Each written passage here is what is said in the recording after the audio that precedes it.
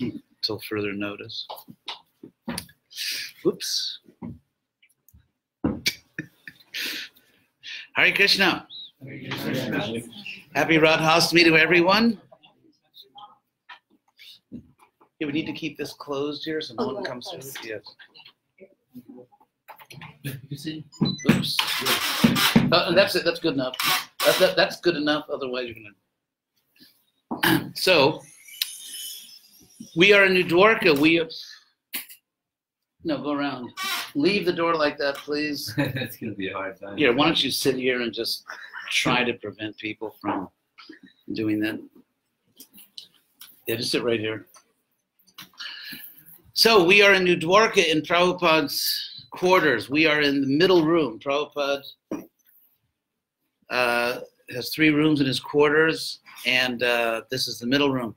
The room to my right, it was Prabhupada's darshan room where he received people. This is the middle room, Prabhupada's bedroom, and also where sometimes he would meet larger numbers of devotees. And over there was, well, that's the skylight. Prabhupada liked to take massage in the sun, and so when it was cold out, he would sit under the skylight and take his massage right there. And it's funny because he would move to different places in the room depending on where the sun was. I remember sitting right over there, right next to Prabhupada one time when he was... Anyway, I have so many memories from these quarters because I probably spent more time with Prabhupada in these quarters than any other single place in the world. Devotees can sit on the So why don't you all come over here? You can sit on the rug. No, that's it. Today is Radha Ashtami. So is everybody settled? Hare Krishna. So back a long time ago, probably around 1971 or 72, I remember that someone wrote Prabhupada a letter. I remember because when Prabhupada's replies would come to devotees' questions, we would always read the letters. So someone wrote to Prabhupada and complained because Rameshwara, who was in charge of Sankirtan, DVT, was preaching to the book distributors that when you go on Sankirtan, you're following in the footsteps of the gopis, because Radha Rani and the gopis are always trying to bring other devotees to Krishna. And when you go on Sankirtan, then you're also trying to bring people to Krishna. And so at least one devotee, maybe others, complained that was an inappropriate comparison because, the gopis, Radha Rani, are so exalted, and we were just, the troops. We were just going out and selling books. So they wrote to Prabhupada, and Prabhupada wrote back and said, yes, it was a valid analogy, that we could compare preachers, those who are trying to bring other souls to Krishna, can be compared to Radharani and the gopis. And we have the book distribution minister here, Vijay Prabhu. Take a bow. Take a pranam. So today is Radha Ashtami. Ashtami. Ashtami is a feminine ordinal number in Sanskrit. Ashta is ocho, 8, and Ashtami means the 8th, feminine. And it's feminine, all these words, Ashtami, Navami, Saptami, Ekadashi, Dwadashi, they're all feminine ordinal numbers because they all refer to titis, which is a feminine word in Sanskrit, meaning a lunar day. A lunar day. In fact, when someone comes to your home, not on the scheduled day, an unexpected guest, how you treat them is supposed to be a sign of your culture, in Vedic culture. So therefore, an unexpected guest is called a titi. Someone that didn't come on the titi, didn't come on the, some days you're supposed to come, but if someone comes outside a scheduled time and you still receive them properly, that's a sign of your culture. In fact, a devotee is supposed to be a titi devata, that you treat, that if a guest comes to your home, you treat them as if Krishna's coming to your home. But anyway, so from this feminine word titi, or lunar day, which is a feminine word, all the ordinal numbers for different days are feminine. So Ekadashi, Dwadashi, Ashtami, the 8th. So just like Janma Ashtami. the 8th lunar day, 8th day of the lunar calendar of Krishna's birth, and now is Radha Ashtami. Aloha. The 8th lunar day, which is so Radharani was born like Krishna on the 8th lunar day. Therefore, both their births are Ashtamis. So Lord Krishna says in the Bhagavad-gita, there's a verse I would like to read you from the Bhagavad-gita. I can find it here where Krishna says, Shreyan Dravyamayad Yagyat Yana Yagya Parantapa. Anyone know that verse? It's a very important verse. It's one of those very important verses that no one knows. There's a lot of very important verses that no one seems to know or quote. What? What chapter? I can tell you.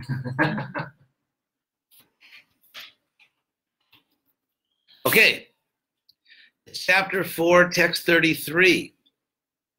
And interestingly, this is the verse that comes right before the famous verse, Tadvidhi Pranipatena, which everyone knows and quotes.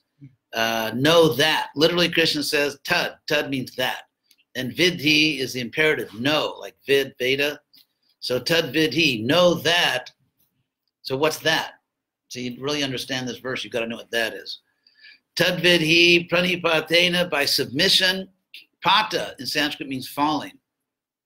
Just like pataka means a sin, literally something that makes you fall down.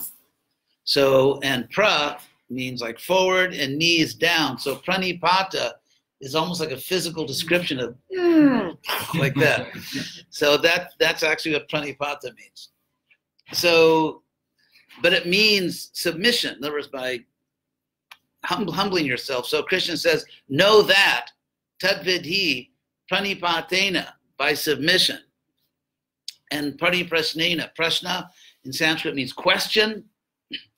And pari, we have in English, peri, like perimeter, periscope, all those words. Peri is the Sanskrit pari, and it means around, like perimeter, parimatra, the measuring around something. So, pari, and so it's used in Sanskrit as a prefix, as in pariprashna, a pari question or pari questioning, in the sense of thorough, complete, like all around. It's like full questions or complete questioning is pariprashna. So tadvidhi pranipatena pariprashna. I can still give some good classes. Tadvidhi pranipatena pariprasnena sevaya, and by service. No freebies. If we want transcendental knowledge, you should be prepared to offer service, because the knowledge is that we are all eternal servants. So it's like, okay, thanks for the knowledge. I'm not actually going to serve anybody, but it's nice to know. So when you find out the truth that all souls are actually eternal servants of each other, of God, then you have to get to work. So tadvidhi pranipatena, so you approached, let's say, a learned person, and you were humble, you were receptive to what that person's saying, and you asked all the relevant questions, and then when you get the answers, you serve.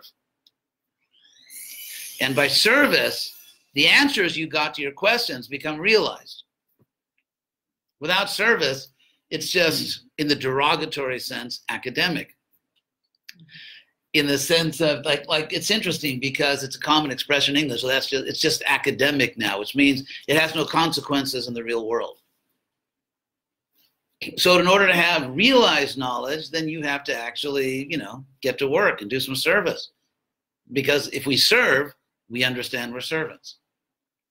So tadvidhi pranipatena pariprasnena sevaya upadekshanti te. They will teach you. It's actually in the plural. And upadekshanti, as you all know, is the third person plural future tense. Sorry, Vijay, I know you know all these things. It's the same root from which you get the word upadesha, as in upadeshamrita. It's very interesting because dish in Sanskrit means direction, And by changing the consonants around according to the rules of Sandhi, sometimes it's like dig vijay, conquering the directions. So dish, it means direction. Sometimes it's like dick or dig, same word. And from the word dish, a direction, you get desha, which means a place. In other words, so dish also means like to point out. So a place, like you say over there, that's a place. And so desha is a place, and then upadesha can have the sense of like pointing out something. So teaching, instructing, showing where something is, or showing what something is. So that's upadesha, instruction. And the verb upadekshanti, same word, means they will instruct. Like we have that book, Nectar of Instruction. So this is they will instruct. Upadekshanti te, te is they. They will instruct. Upadekshanti te, jnanam jnaninas. Now, it's not for nothing that Krishna has put these two words next to each other. If you look at the Gita seriously, I mean the Sanskrit, you can learn all kinds of things. So Krishna has put these two words together, jnanam jnaninas. And the reason he put these two same words together, jnanam jnaninas, is because he's making a point that they will give you knowledge, those who have knowledge. That may seem like a very simple point, but people don't pay enough attention to this. In order to give you knowledge, someone has to have knowledge. That's why Krishna puts these two words together. Jnanam jnaninas. Those who have knowledge, knowledge will give. So they will teach you knowledge, those who have knowledge. Upadekshanti te jnanam jnaninas, because they are tattva darshina. They are seers of the truth. Darshina means seers. And tattva, as I've explained many times, means truth, but it's a special word for truth. There's different words in Sanskrit that mean truth. Probably the three main words for truth are satyam, ritam, and tattvam. So, for example, Arjuna said to Krishna, sarvam etad ritang manye. I accept all this as truth. Yanmang vadasi Keshava, what you are telling me, Keshava. So rita means a truth, like a great truth. And then there's satyam, which means truth, as opposed to a lie or something false. Something is true. It's satya or satyam. And the word tattva is interesting, because if you look closely at the Sanskrit of this verse, Krishna is doing all kinds of interesting things in the Sanskrit. For example, the first word of this sentence is tat, tadvidhi. The T becomes a D, tud, that's just phonetics, actually euphonics. Anyway, so are we done? Are we all set? So the first word of this verse is tat. Learn that or know that. And then Krishna says the people who will teach you tat are those who are seeing tat.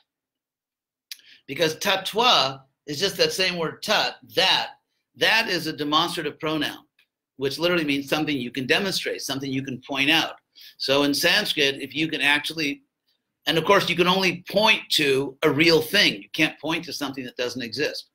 So therefore, tat, that, means a real thing. And as in, for example, Om Tat Sat. So the simple word that in philosophical Sanskrit comes to mean a real thing that you can actually point out. And the Sanskrit suffix twa, as you all know, twa means something like the English suffix ness, like thatness. In other words, having the quality of being that, or simply being that. And so tattva means being a real thing, something which has the quality of being a real thing is called tattva. And it's used in Sanskrit as to indicate often a categorical truth. That's why, for example, there was a category of real things. So we have Vishnu Tattva. So if you understand what the word Tattva means, and Vishnu Tattva means the category of real things exemplified by Vishnu.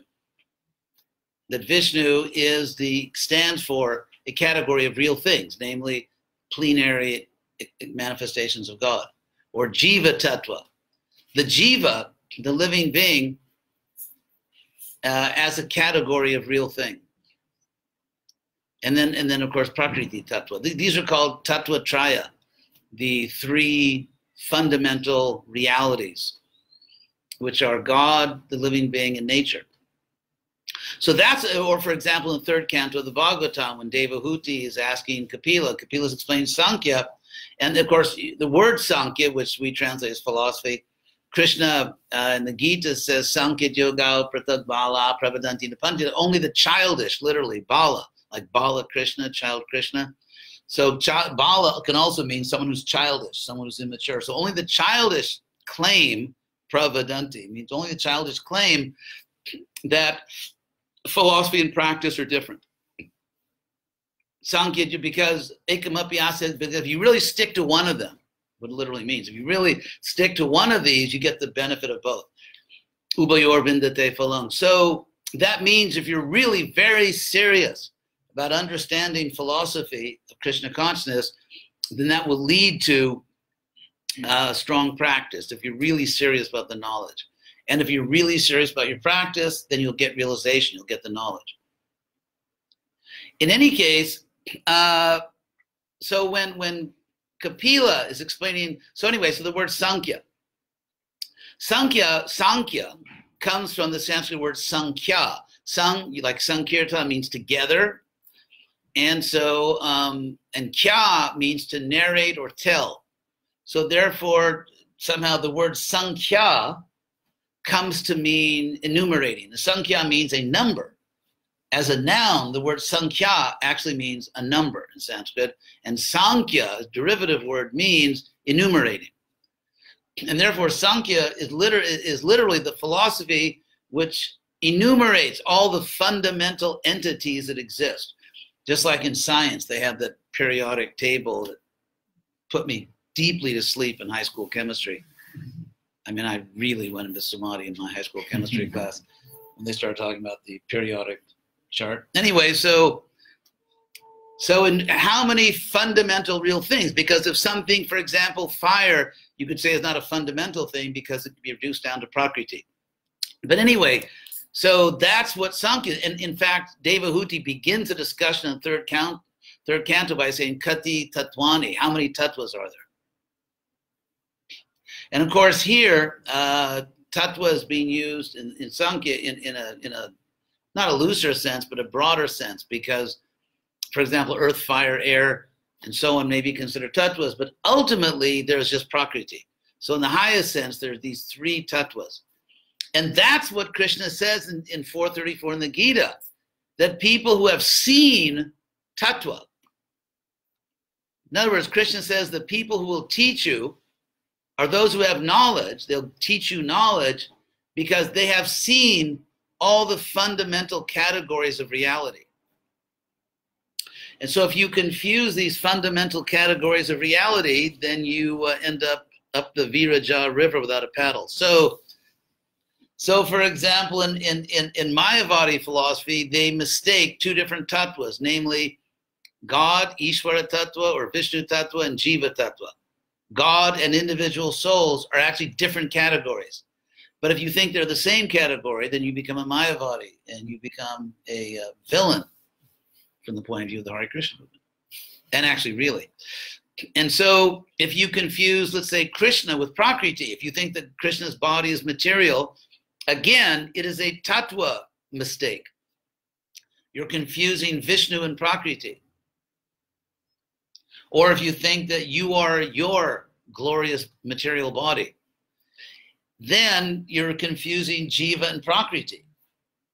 So basically, all the possible philosophical mistakes are just confusing the tattvas. And that's why Krishna says that those who have seen tattva, they will teach you knowledge. Now, so that's that verse. What's interesting is the verse that comes before it, which hardly anyone ever is curious about. But this is just coconut water. Don't believe the false rumors about me. So if you look at the verse before that verse, Krishna says, Shreyan Dravyamayad Yagya Jnana Yagya Parantapa. So Krishna here is concluding an elaborate discussion of yagya, or sacrifice, offering, or yajna. And the reason this topic is so important is because Krishna explained in chapter 3 that the only way to transcend the bondage of this world is by offering. So, and what is that verse? That karmano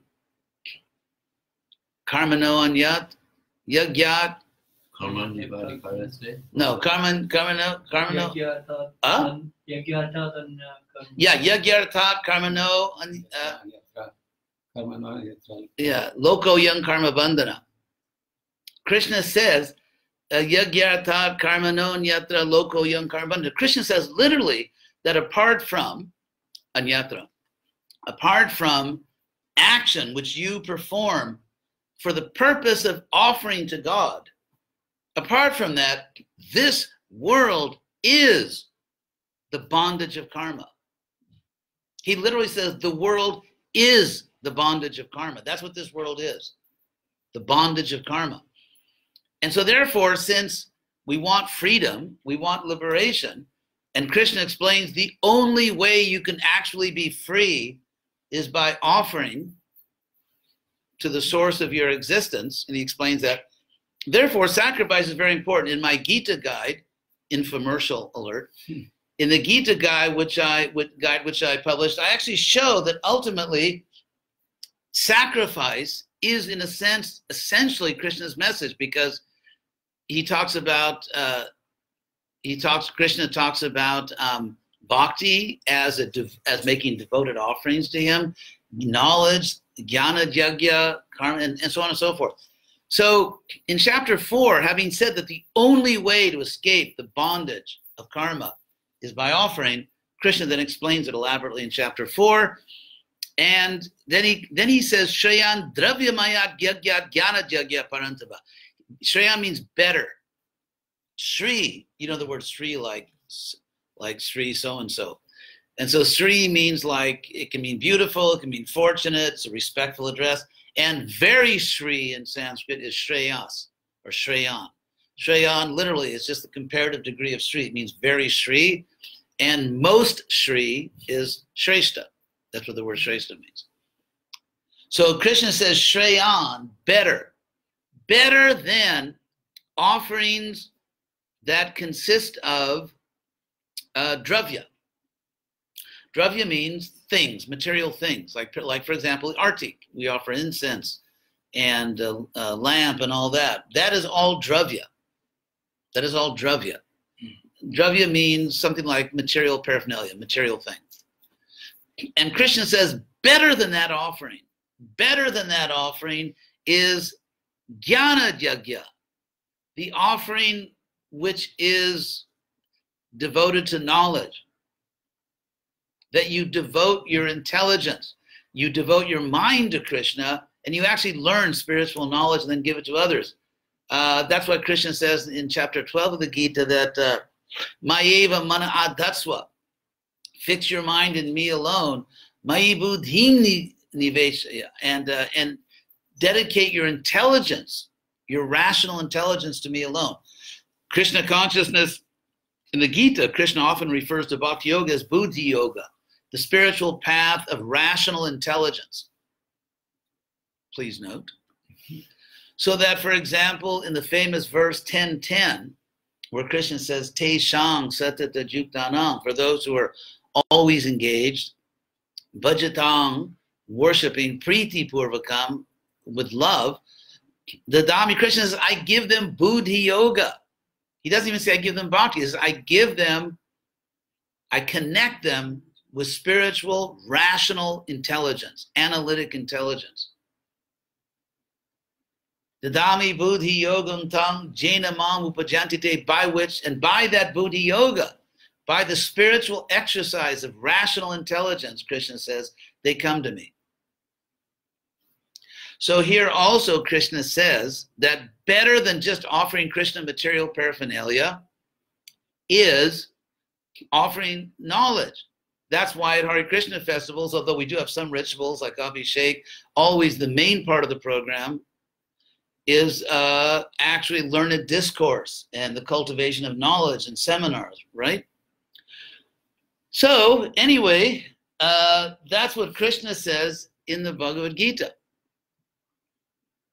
And having said that better, in other words, he's saying it's nice you're offering me incense and all this, that's nice. He doesn't say to stop offering that, but he says better than that is dedicate yourself to knowledge, learning yourself and giving it to others, such as giving them literature and so on. So, and immediately after saying that, Krishna says, Tadviti, learn that. So if you look at the Gita literally and actually pay attention to what Krishna is saying, what you learn by approaching and submitting to enlightened people is you learn that better than rituals is knowledge. That's actually what you learn, because he says tat. When you start a sentence in English or Sanskrit with the word tat, that, it obviously refers to what just came before. So what Krishna says you learn from those who have knowledge is that better than just performing rituals for God, try to really dedicate yourself to knowledge. It's not just about rituals, it's really about knowledge. Understanding knowledge and giving knowledge to others. Now, that actually comes back to Radha Rani. You see, this was not an age-related deviation here where I forgot what day it is. What day is it? Anyway, so the idea is that Srimati Radharani is obviously the most merciful soul. It's interesting because Balaram's the original spiritual master, Nityananda. But to show how Radharani is absolutely essential to the Sankirtan movement, I will discuss briefly why Lord Chaitanya appeared in this age. Now, first of all, we learn in Shastra that Lord Chaitanya had two purposes in coming. The external purpose was to save the fallen souls.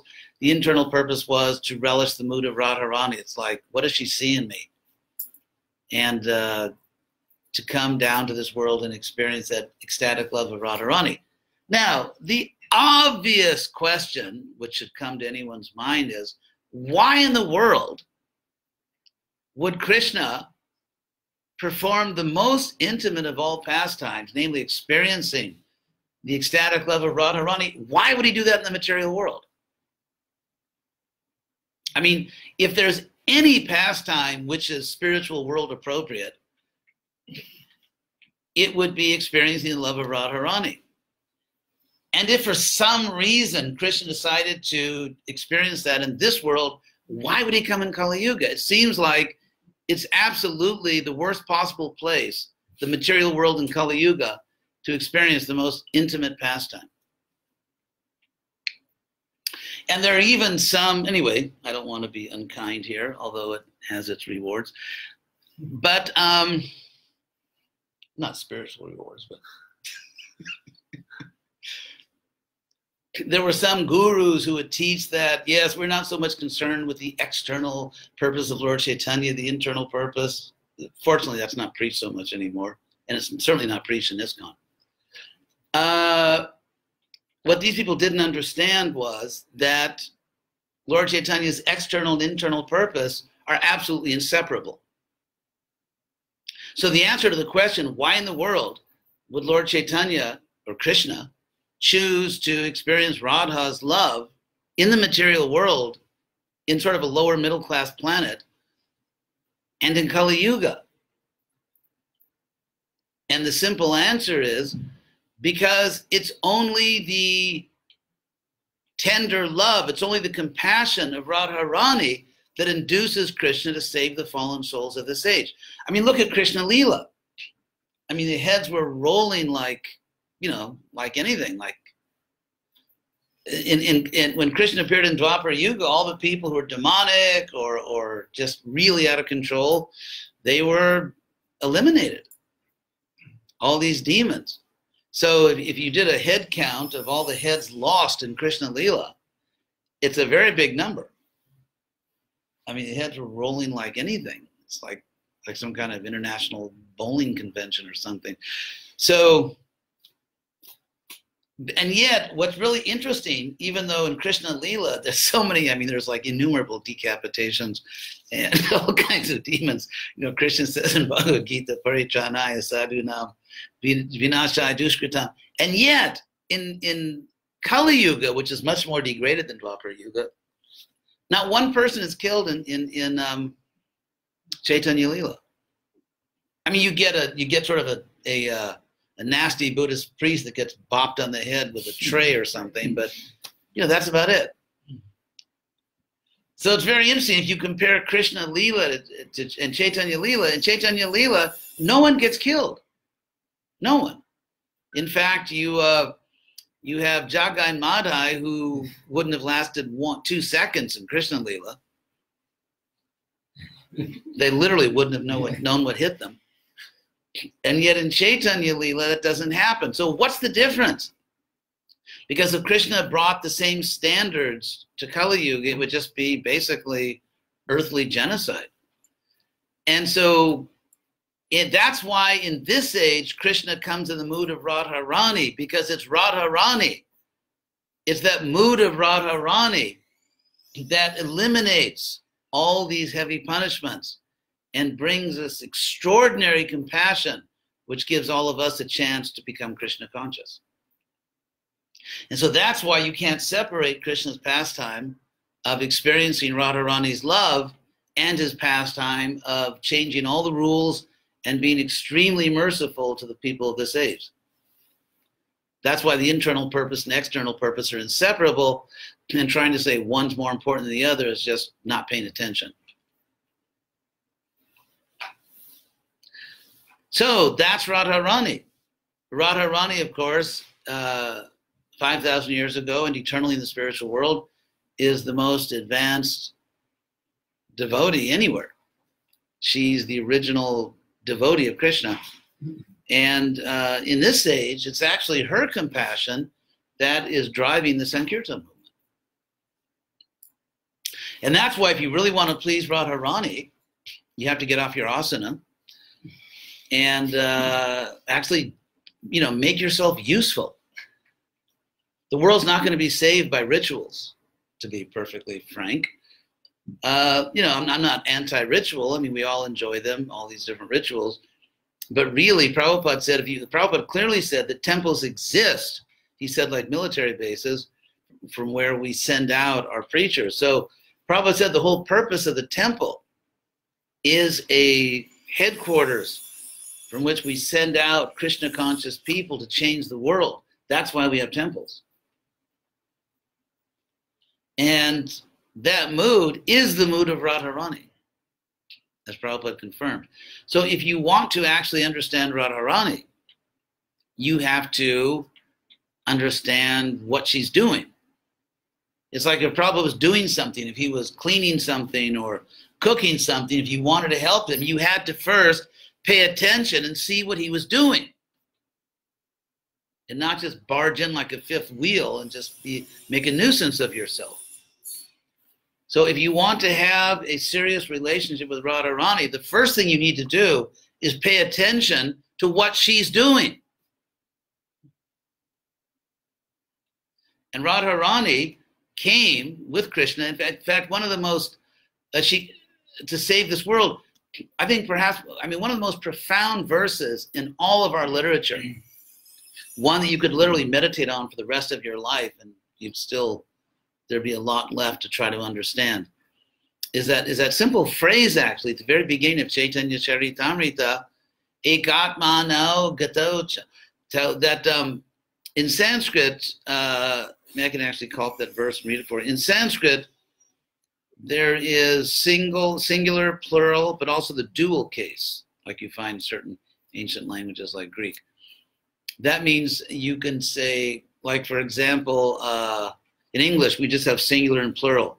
So you can say in English, for example, book or books, singular and plural. But in Sanskrit, you can say two books. There's actually a way to say two books.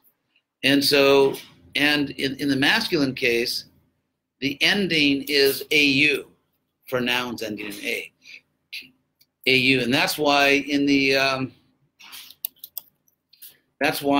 prayer to the six Goswamis, you have all these compounds, all these phrases ending in AU, like Bande Rupa Sanatanao Raghu Yugao, because the reason that song is so unique poetically, I mean, among other reasons, is that it's all written in the dual case. So the author, Srinivas, has divided the six Goswamis into three pairs. And therefore, the whole song is in the, and it's very unusual because, as you can imagine, the dual case is not used that much as a singular and the plural. And therefore, it's kind of unique. It has a very original sound. And so that's what all those are. Krishna Kirtana Gana Nartana Parao. So again, it's all in the dual case. Three pairs of Goswamis. But so the reason I mention that is because also in the Chaitanya Charitamrita document, one second, one second, I'm going to get that verse. In the Chaitanya Charitamrita, it's said about Radharani and Krishna, something which is very amazing. So if I can find that for you. Document. Find it in a second for the Chaitanya Charitamrita.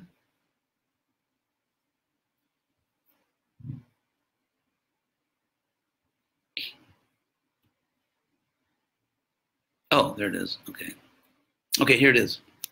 I'll read you this verse. This is actually verse number 5 from the Chaitanya Charitamrita that describes the identity of Lord Chaitanya in relation to Radha and Krishna. Radha Krishna, actually it's not Radha Krishna, it's Radha space Krishna Pranaya Vikritir. That Radha is a transformation. These are, I mean, you can spend the rest of your life trying to, I mean, we can understand what it means, but to realize it, to really understand it, I mean, you could think about this your whole life and still have a lot more to understand. It says that Radha is a Vikriti, a transformation of Krishna's love. Let me just think about that. Radha is a transformation of Krishna's love. Radha Krishna Pranaya Vikritir Hladini Shaktir. She is Krishna's Hladini Shakti, the bliss potency. And then Asmat, and therefore Ekatmanavapi. And just that one word, one compound word, Ekatmanau. Ekatmanau is a, wow. I mean, the Buddhists think they have like, wow, what does that mean? If you think about this, Eka in Sanskrit means one, and Atma means soul. One soul. Ekatma means one soul. But Atmanau is the dual form. That's why I did that whole thing about the dual. Atmanau is the dual form, and it means two souls. So when you say Ekatmanau, it means one is two souls. That's literally what it means. Eka Atmanau, that one is two, or two or one. It's very profound. It's not. So Ekatmanau api, even though the one is two souls, bhuvi on earth, meaning now in this world, pura in the past, because Krishnadas Kaviraj is referring to events that took place before his time. Krishnadas is writing this after Lord Chaitanya has already left this world. So he says previously or formerly, pura, on earth, Deha Vedam Gatau Tau, those two, Tau means those two, Gatau assumed or took on a body difference. Actually, no. Actually, in context here, Pura here means 5,000 years ago, which for Krishnadas was 4,500 years ago. So here he's talking about Radha and Krishna. So he's saying, even though the one is two souls, formerly, meaning 4,500 years ago for him, on earth, those two assumed literally a body difference, a difference of body, deha beda. You understand beta, beta, beta. Deha means body. Those two assumed a body difference, a difference of body. Even though even the two souls are one, in the past, those two took on a body difference. And now Chaitanyakyam Prakritam Aduna, and now. So the word Aduna, now, is contrasted with Pura.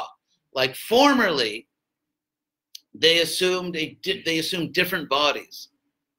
But now, Tadvayam, those two are manifest, Chaikyam, with oneness, and they are called Chaitanya. That's literally what this is, a very literal translation. Akya means called, known as Chaitanya. Chaitanyakyam, Prakatam, manifested, Aduna, now, in our time, not 4,500 years ago for him, but now in our time, the two, Tadvayam, that pair. Tadvayam means that pair. That pair, Aptam, have taken on, that pair have taken on Aikyam, oneness. Eka means one, Aikya means oneness or unity. Like uno, you know, you're a native Spanish speaker, so uno means one. And so in even the English word unity, you know, unity is like from that Latin uno. So unity means oneness. So now they have taken on oneness, that pair have taken on oneness in our time, and they're manifest in that way, known as, and they are known as Chaitanya. So, Radha Bhava Dyuti Suvalitam, Nomi Krishna Swarupam. So, Nomi is just another way in Sanskrit of saying Namami, I bow. We translate it, I offer my respectful obeisance. It literally means I bow. I bow. And of course, in New Age circles, the divine in me bows to the divine in you. The reason they say that is because they're too envious to actually bow to each other. You know, everyone is so puffed up in the Western world, they would never actually bow to anyone else. So therefore they say, well, I'm not really bowing to you, I'm bowing to the divine in you. And I'm not really bowing, it's just the divine in me that's bowing. So it sounds nice in yoga studios, but it's really just kind of like this Western vanity. So Naomi actually is the same as Namami. It means I bow. So I bow to Krishna Swarupam, the real form of Krishna. The Krishna Swarupam. I bow to the real original form of Krishna, which is adorned with or infused with Suvalitam, the luster of Radha Bhava, the mood of Radha, Radha's mood, Radha's emotions. So that here is the definition or the explanation of Lord Chaitanya, and that one dual word, Eka Atmanau, two souls are one, or the one is two souls. And even though the one is two souls, or the two souls are one, because even though the two souls are actually one being, on earth, in ancient times on earth, those two assumed different bodies, but now they have assumed oneness, and they are manifest in oneness in a single body, which is known as Chaitanya. So it's a very powerful verse, isn't it? So you can't say that, yeah, he didn't really speak on the topic. You know, that happens sometimes, like in classes. So that is an explanation of Radharani and Krishna. And so if you think about it, I mean, it's like, to use slang, it's like the complete package. I mean, if you think about it, Krishna, Krishna is God, and yet here Krishna is appearing with Radha Rani, and she's the supreme lover of Krishna, and she is supremely compassionate. And so, I mean, what an incarnation. So if you really want to understand Chaitanya, if you really want to understand the Sankirtan movement and Radha and Krishna, you need, all of us really need to dedicate ourselves to the purpose for which Lord Chaitanya came, which was, I mean, Lord Chaitanya and Prabhupada both came to this world with only one purpose, and that is to save it. They didn't come for any other reason. It's not like, hey, you want to go see Earth? You know, like, let's go hang out. Let's just go hang on Earth for a while. No, liberated souls don't hang out on lower middle class planets in the Kali Yuga. It's just like if you know, if you go somewhere, let's say, for example, God forbid, someone's child has really hit bottom and they're living on the street somewhere, you know, drug addict or starving or something. And so let's say the parents, out of love, go to that worst part of the city to save their child. It's not like the parents are they want to hang out in the worst part of the city. They're just going there to try to save their child, who's become unusually stupid. And so in Kali Yuga, Lord Chaitanya comes, Prabhupada comes. They have no other purpose here. They have absolutely no other reason here. This is not just Vaikuntha tourism. You know, they wanted to go visit the material world. And so if we are really, as we say in ISKCON, surrendered, that frightening term, if we are really devoted to Prabhupada's mission, we should have no other purpose. So like Prabhupada said, in Krishna consciousness, you can check to see how you're doing spiritually. So that's how we can check ourselves. Do I really have other purposes in this life? Or is my only purpose to help Prabhupada save this planet? Or do I actually have other purposes? And the Bhagavatam says, Bhayang Dviti Abhinivesha Taksya. All of our anxiety, all of our fear arises because we think there is a second reality. The first reality is Krishna and service to Krishna. And if we think there is some other real thing to do in this world besides that service, that is the cause of illusion, and that is the cause of all of our fear and anxiety. Dvitiya. Dvitiya means the second, like first, second. There's only one thing. When we think there's a second reality, that's when all our trouble starts. So, and similarly, the Gita, Krishna says, this verse that inspired Prabhupada to come to America, Vyavasayatmika buddhir, eke, when you've really made up your mind, when you really get it, Vyavasayatmika buddhir kind of means when you really get it, when you really understand, then you only have one purpose in life, which is to serve Krishna. That is a symptom of really understanding reality. So, thank you all very much. I have another class in Español más tarde, a la una.